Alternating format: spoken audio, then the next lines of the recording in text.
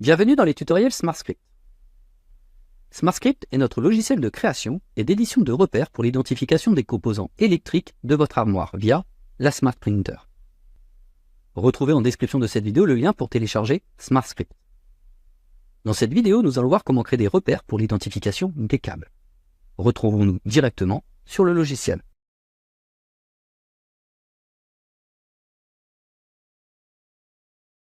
Pour créer un nouveau projet, nous allons cliquer sur Menu puis Nouveau projet. Ou alors, nous pouvons cliquer directement sur cette icône. La fenêtre Créer un nouveau projet s'ouvre. Nous allons pouvoir saisir ici la référence du consommable que nous allons utiliser. Pour ce tutoriel, je vais utiliser la référence 211-835. Si je souhaite placer cette référence en favori, je peux cliquer sur cette icône. Ainsi, je retrouve mon consommable ici. Pour créer mon projet, je clique directement sur la référence. Mon projet est créé. Si je clique ici, je sélectionne mon repère. Si je clique ici, je sélectionne ma zone de texte. Si je sélectionne mon repère, je peux cliquer ici sur le bouton plus pour dupliquer mon repère. Si je sélectionne mon repère et que je fais un appui long sur le bouton plus, je peux sélectionner la quantité que je souhaite dupliquer. Pour cet exemple, 3. Je vais cliquer sur le bouton OK. Ici, nous avons l'outil pour zoomer ou dézoomer. Pour saisir du texte, je vais sélectionner ma zone de texte et je vais saisir mon texte au clavier. La touche Tabulation permet d'aller à la zone de texte suivante. Si je saisis du texte avec une chaîne de caractères trop longue, le logiciel va automatiquement compresser le texte. Si j'appuie sur la touche Entrée, cela permet d'écrire sur une seconde ligne.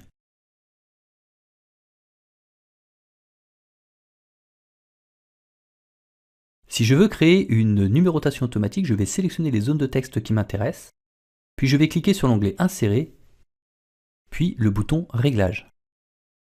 L'outil de numérotation s'ouvre à la droite de l'écran. Je vais régler ici ma valeur de départ, W1, et ici je vais régler ma valeur de fin, W9. Je vais activer l'option Aperçu direct et je vois ici W1, W2, W3. Je souhaite aller jusqu'à W9. Je vais donc cocher l'option Extension automatique de la bande et cliquer sur le bouton Appliquer. Nous pouvons voir que le logiciel a créé le nombre de repères nécessaires pour aller jusqu'à W9. Je vais fermer l'outil de numérotation automatique.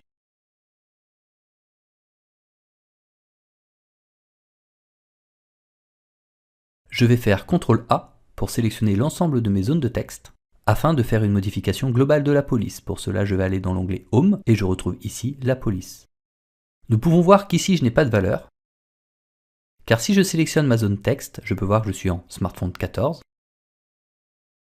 Et ici, je peux voir que je suis en SmartFont 10. En effet, le logiciel tout à l'heure a adapté la police pour faire rentrer le texte.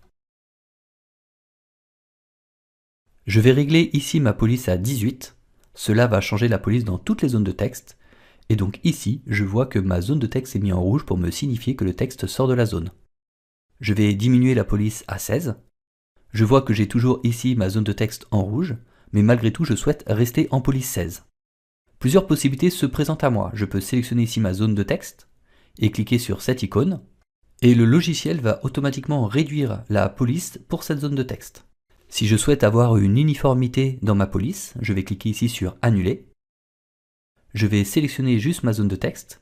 Et ici, je peux voir que j'ai un outil de compression. Cela va me permettre de faire rentrer tous mes caractères. Je vois ici que j'ai aussi un outil de compression de l'interligne.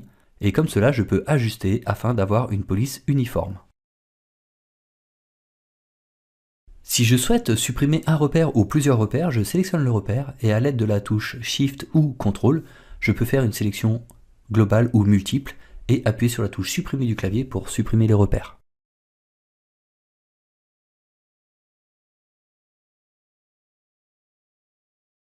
Si je souhaite enregistrer mon projet, je vais cliquer sur Menu, puis Sauvegarder le projet. Ou je peux cliquer directement sur cette icône en raccourci, raccourci que nous pouvons rajouter ici.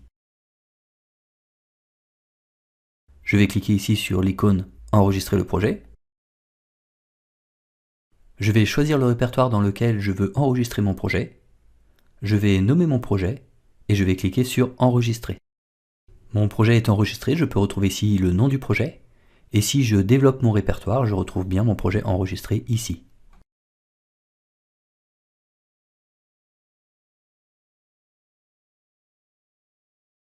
Si je souhaite imprimer mon projet, je vais cliquer sur Menu, puis Imprimer. Ou alors, je vais cliquer sur le raccourci ici, Imprimer. La fenêtre d'impression s'ouvre, le logiciel recherche l'imprimante connectée. Je retrouve ici mon imprimante connectée. Si j'en ai plusieurs, je peux développer la liste pour choisir la bonne imprimante. Je retrouve ici une zone de réglage. Si je souhaite imprimer plusieurs fois ma bande d'étiquettes, je peux choisir ici la quantité, par exemple 3. Si je souhaite imprimer tout ou juste une sélection, je peux cliquer sur Sélection de l'impression et lui signifier d'imprimer de la rangée 1 à 5 par exemple. Je vais cliquer sur Imprimer tout et je vais cliquer sur le bouton Imprimer. La fenêtre de calibration s'ouvre. Cliquez sur le bouton Calibrer pour lancer une calibration. L'imprimante va faire une avance de plusieurs repères de façon à calibrer la cellule sur le vide interétiquette. Une fois la calibration terminée, cliquez de nouveau sur Imprimer pour lancer l'impression.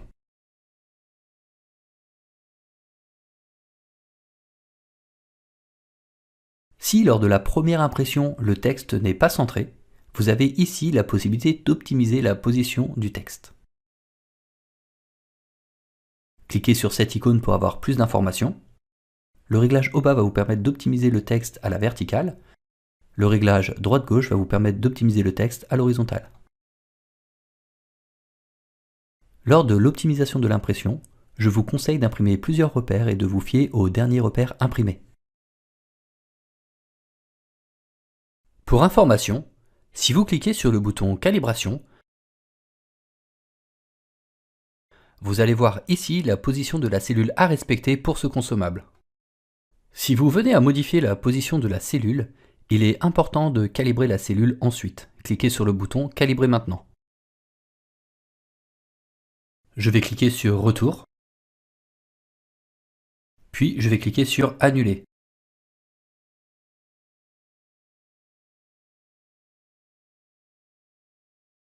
Si je souhaite continuer ma numérotation automatique sur une autre série, je vais dupliquer le dernier repère, sélectionner la zone de texte, et cliquer sur l'onglet Insérer puis le bouton Réglages. Je vais régler une nouvelle numérotation avec comme valeur de départ 100.1 et valeur de fin 100.5. L'option Extension automatique de la bande est bien cochée, je vais pouvoir cliquer sur Appliquer et le logiciel va créer automatiquement le bon nombre de repères pour aller jusqu'à 100.5. Je vais faire CTRL A pour sélectionner l'ensemble de mes zones de texte. Je vais sélectionner l'option Aperçu direct et je vais régler une nouvelle numérotation automatique. Si ici dans Répétition je règle la valeur 2, je vais répéter deux fois ma numérotation. 100.1, 100.1, 100.2, 100.2, 100.3, 100.3. Écart de valeur va me permettre d'imprimer des impairs ou des pairs. Si je mets 2, 1, 3, 5. Et si je veux les pairs, je mets 2, 2, 4, 6. Je vais remettre ma valeur de départ, je vais enlever mon écart de valeur. Je vais de nouveau modifier ma numérotation, je lui demande d'aller de 101.1 à 105.10. On peut voir qu'ici je compte la première valeur, 100, 101, 102, 103, 104, 105. Arrivé à 105, je compte la seconde valeur.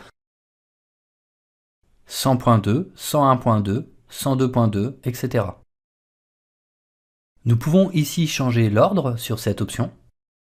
Et là, je vais compter la deuxième valeur, 100.1, 100.2, 100.3, 100.4, 100.5. Et arrivé à 10, 101.1, 101.2, 101.3, etc.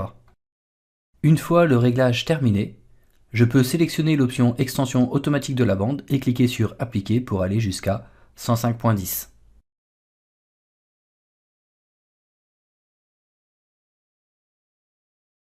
Nous pouvons remarquer ici une étoile qui signifie que le projet a subi des modifications qui ne sont actuellement pas enregistrées.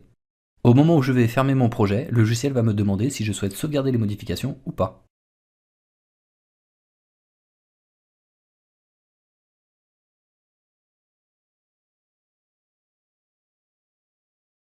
Je vais cliquer sur le bouton plus pour créer un nouveau projet.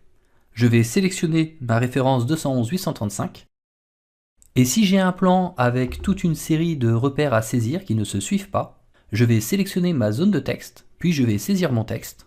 Et l'astuce sera de faire CTRL tabulation pour automatiquement dupliquer mon repère avec le texte déjà sélectionné.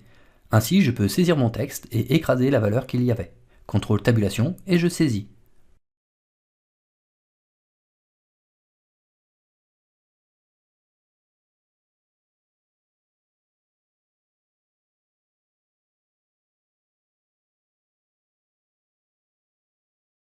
Une fois le texte saisi, je peux faire CTRL A pour sélectionner l'ensemble de mes zones de texte. Et sous l'onglet Home, je retrouve ici ma police. Je peux créer une orientation de texte, je peux modifier la taille de la police, changer si je veux être en gras ou pas, etc.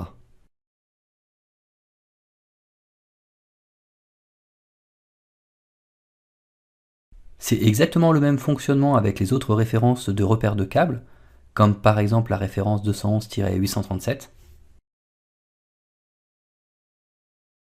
Sur le 211-837, vous avez deux repères de front sur l'étiquette, donc deux zones de texte. Si vous sélectionnez le repère, vous pouvez dupliquer le repère.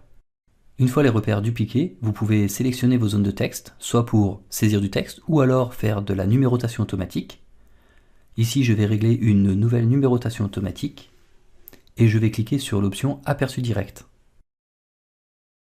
La numérotation se fait de haut en bas sur l'étiquette, et vous pouvez retrouver ici le réglage qui va vous permettre de changer cela, soit de haut en bas, soit de bas en haut, ou en ligne. Une fois les réglages terminés, vous pouvez cliquer sur Appliquer pour lancer la numérotation automatique.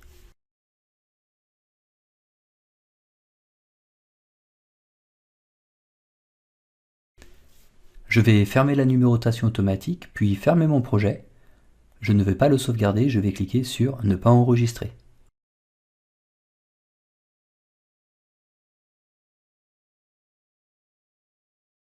Je vais cliquer sur cette icône pour créer un nouveau projet. Dans le cadre de l'importation de données, il est important que la zone de texte soit sélectionnée. Je vais cliquer sur l'onglet Insérer, puis sur le bouton Importation. L'outil Importation s'ouvre sur la droite du logiciel. La première étape va être la source. Nous allons cliquer sur ce bouton pour aller chercher le fichier Excel que nous souhaitons importer. Une fois le fichier Excel sélectionné, nous allons retrouver ici une prévisualisation du fichier Excel. Je vais venir sélectionner la feuille de calcul qui m'intéresse. Je vais prendre ici la feuille de calcul câble. Et je peux voir sur la première ligne des titres. Je vais donc cocher la première ligne et l'entête. Je vais passer ensuite à l'étape suivante. Je vais cliquer sur Importation de données. Je vais sélectionner la colonne que je souhaite importer. Il est très important que mon repère soit bien sélectionné. S'il ne l'est pas, pensez à sélectionner la zone de texte. Ensuite, je vais cliquer sur Affecter les données pour affecter ma colonne D, que nous retrouvons ici. Et je vais cliquer sur Importation au début. Les données sont importées sur les repères. Je vais dézoomer et nous pouvons voir ici le résultat.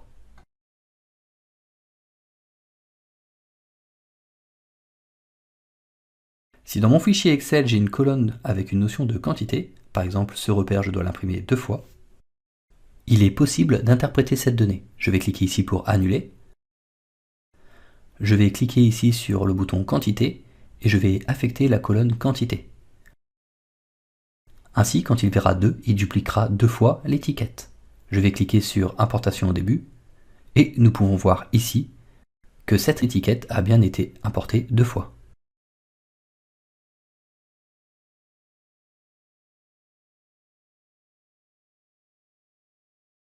Je vais cliquer sur le bouton plus pour créer un nouveau projet et je vais sélectionner la référence 211-837. Je vais cliquer sur ce bouton pour aller chercher mon fichier Excel. Je vais sélectionner ma feuille câble et je vais cliquer sur la première ligne et l'entête. Et sur ces repères, je souhaite imprimer la localisation et l'étiquette, donc je souhaite importer 2 colonnes de mon fichier Excel. Pour cela, il va me falloir 2 zones de texte, car actuellement je n'en ai qu'une. Je vais cliquer sur ce bouton qui est actuellement en vert Le composant est verrouillé pour tout sauf les modifications de contenu, et je veux le passer en gris.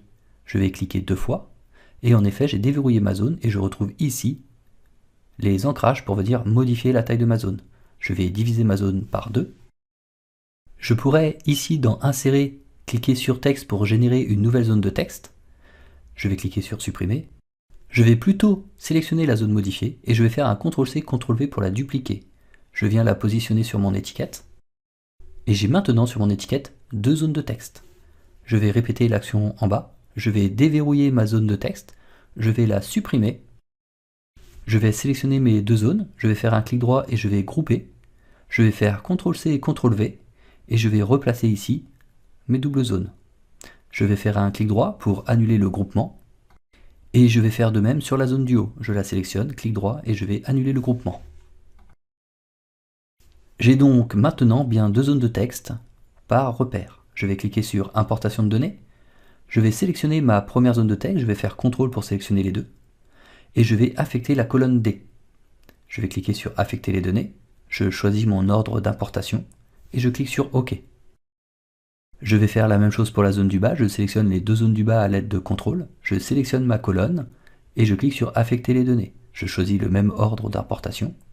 Et j'ai affecté mes zones à la colonne C. Ici, je vais cliquer sur Quantité et sélectionner ma colonne Quantité.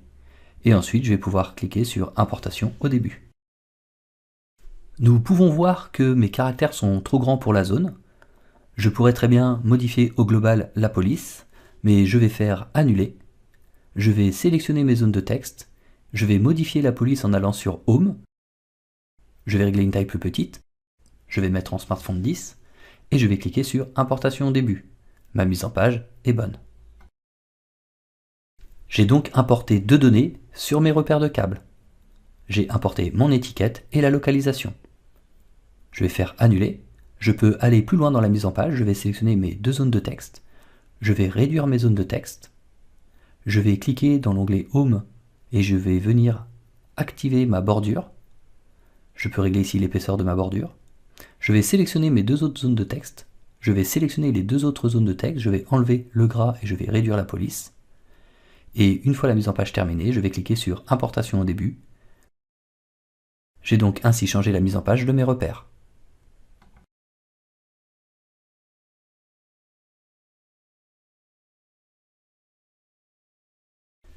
Une fois l'outil d'importation fermé, nous pouvons venir modifier notre projet si nécessaire. On peut sélectionner plusieurs repères et appuyer sur la touche Supprimer pour supprimer des repères.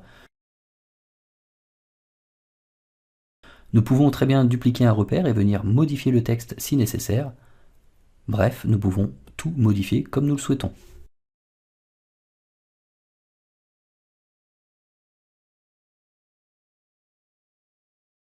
Si lors de l'utilisation du logiciel vous avez des questions, vous pouvez cliquer sur l'onglet Aide, puis le bouton Contact, et vous retrouverez ici l'adresse mail du support Smart Printer. N'hésitez pas à nous poser vos questions.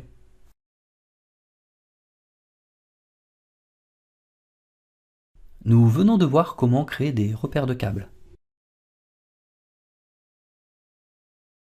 Merci d'avoir suivi ce tutoriel.